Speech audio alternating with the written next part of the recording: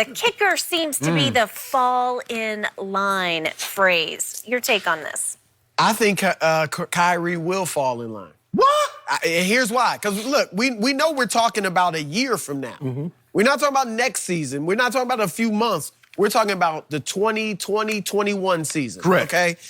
Kyrie will have had a year where they're okay. They aren't going to do anything special. Best case scenario, they fight for home court advantage in the first round and get to the second round of the playoffs. And that'll be a good year, but that's what it'll be. So this will have been 3 straight years now for Kyrie without a LeBron, without a KD-type player, and he goes out early in the playoffs, goes out in the second round. And so just like after this season and all the hardships, he realized how much he needed LeBron James and how much of a value it was to have a teammate like that. I think by the time KD gets back, Kyrie will be open arms like, hey, I need a guy like that to win a championship. I mean, so I don't think it's going to be a problem. And I think, too, this season coming up for Kyrie Irving is going to be all about his improvement as a leader. And I think he can improve for these reasons. Number one, Kyrie, as big a problem as he was in Boston, and as big a part of the problem as he was not the only problem, okay? A lot of it was those young guys having success without him and coming back with a different attitude. Not only on attitudinally, but on the court. A lot of them all of a sudden wanted to go ISO and not run in the offense and stuff. So that was a factor. Then you got the Gordon Hayward situation, which Brad Stevens mishandled. That was a factor. So it wasn't just Kyrie's lack of leadership. It was these other things that conspired. And here's the proof. When he first got there to Boston, before Hayward's became a problem, before the young guys got big-headed, Kyrie led them to a 22-4 start. They were 22-4, and when he got hurt his first year in Boston, they were 46-21. That is a 68-win pace over 82 games. And so, not a 68-win pace, but that's a 58-win pace. Okay, so Kyrie has success there, and then I know he's got relationships in Brooklyn. Also, he chose Brooklyn. Remember, when he demanded a trade out of Cleveland, Boston was not on the list. Okay, so even though he went there, that necessarily isn't where he wanted to be. So I think now, for the first time in his career, because look, at first he goes to Cleveland, you got no help, you're losing. So you're not going to be happy. Then LeBron gets there, and Kyrie was immature and thought, I can have my own team. I don't need LeBron, and he wasn't happy. Then he goes to Boston. Well, this isn't really where I wanted to be. Wasn't on my top 4 list. I'm not happy. Now you chose Brooklyn, okay? You're at home. This is your childhood team. I think he's going to fall in line, as Kendrick Perkins would say. Go ahead, Skip. You and Perk got way more confidence in Kyrie than I do. The Kyrie Irving I know of will fall in line for nobody.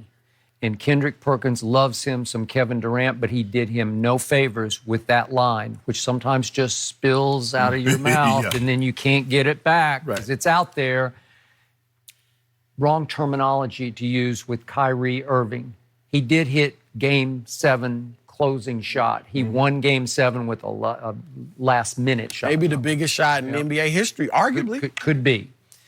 And the corollary to your scenario for next year is, what if they win 2 rounds of the playoffs? What if he has a shocking year? What if he averages 30-plus points and has, Shannon brought it up earlier, what if he has a big year? What if he gets off to that kind of start and they stay hot all year and he loves them and they love him and he tries to show everybody, I can lead this team and I'm going to be a little different? I just don't know if it's, to use Shannon's analogy, it's you're dating and then suddenly you're living together. These guys are besties from a distance right now. And they've played All-Star Weekend together a couple times. They played Team USA for a little month at a time. But they haven't done this for 82 games. They are both ISO-dominant players. They lead this league in moody hypersensitivity, both of them, these two. They lead it. And they clicked because they were birds of this feather. They realized each of them had thin skin and they had issues, and they're always picking fights and having to battle with everybody. They're always having issues with media, social media. And they bonded because of that. But then can you live together, to your point? I don't know. I have my doubts about it, especially when the seed gets planted in Kyrie's psyche that Kevin, because he's going to think that Kevin told Kendrick this, oh, Kyrie will fall in line. And Kyrie's think he'll brood about it. It'll fester in his psyche. And again, you get a honeymoon year because there's no Kevin next year. But then after that, depending on the outcome next year, I'm not sure Kyrie is open to falling in line. Here's the thing. I think these two are so close, Kevin Durant and Kyrie Irving, that they've probably talked about that. One thing I believe about Kevin Durant is that, and this has been my interaction with him, he goes at you. Like, he's going to say what he wants to say. And so my guess is his relationship with Kyrie is, you're good friends. You can go at each other. And so maybe they talked about this. KD, like, now I would be the man. I would have to be the man. You say it somewhat jokingly, but seriously. Yeah. And, And that's why you said jokingly, I'm taking it jokingly.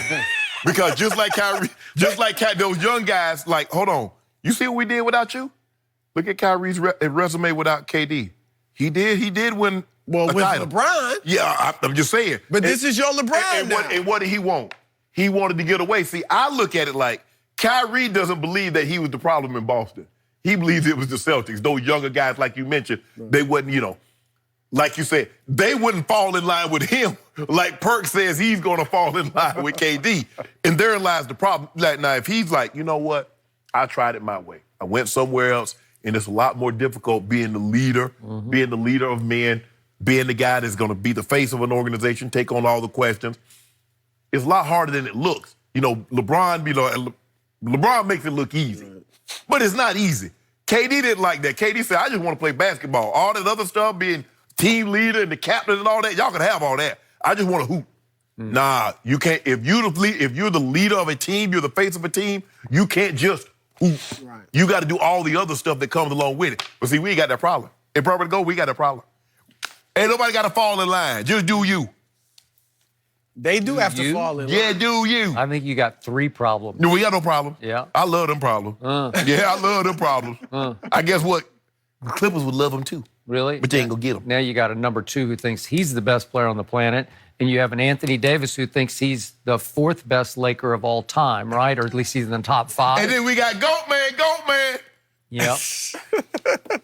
You don't think that's ego city? Ain't no ego. But look, the GOAT. Okay, you know what the GOAT is, so you just follow behind the GOAT. He gonna lead you the way. Oh, so they should fall behind. Nah, they say, there you fall go. in line. There you go. There you go. Fall in line. Kawhi's like, hold on. I come, you know how I come, Skip. 2-time Finals MVP. Yep. 2 Defensive Players of the Year. Number 2, you're about to be number 3. No, Well, I think part of the pitch from LeBron is I'm going to step back. Step back. Really? I bet I'm we get, older. It sounds good. It's my last contract. I'm older. Yeah. We just about winning. Then when I'm gone, it's you two take over. Sounds real good. He should do that. I'm saying time and time again, run the point. 7.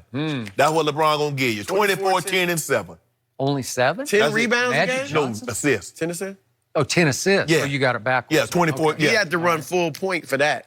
I'd love that. I think he should. I mean, could the do that. dude had 9. You remember last year he had 9. Yeah. And do it little just piddling around at the Okay. point. Fiddling around, hitting the 24, back of the There backboard. you go. You go. Down that passes, was piddling around. dribble, rolling the ball up the floor, rolling There it, gonna be a rolling lot until of. it goes out of I bounds. bet there'll be a lot of nights. He be hitting on Miss Triple Dub. Piddling around. I mean, it been better a You know lot of what? I nights. like that phrase. He piddled all year.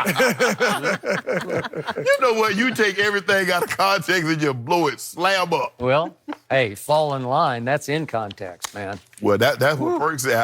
That don't seem like Kyrie's personality. It's gonna be very interesting, Chris. Very.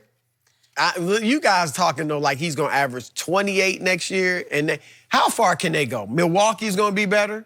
How Right? it's gonna be better? They're not going to be better than Brooklyn? Oh, I thought you Better said they're than gonna be Brooklyn? better than they were this I year. think they Oh, yeah. will be because they've got experience. They're going to have that experience of losing this year. I Lost think Milwaukee Brogdon. be better. But he was gone for much of the playoffs anyway. Philly will be better. Toronto will still be pretty good. Boston still be pretty good. Indiana will be pretty good. But you know who's gonna be great? He said good. He said all them teams gonna be good. Utah. You know, Hey, that's true. All You're of not those gonna be all right. teams learning to get along and learning to establish Yeah. chemistry will be the interesting part at the beginning of the season. Chris, thanks as always for joining us. We really appreciate it. Still to come this morning, Knicks fans have had a rough week, rough year. Luckily, we have one of them here with us today. The hilarious JB Smooth joins us next. Keep it right here. And I won't back down.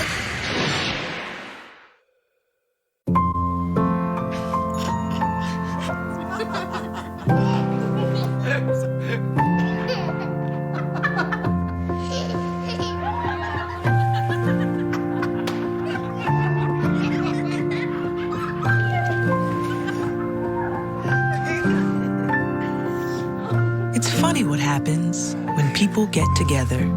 Holiday Inn, Holiday Inn Express. We're there.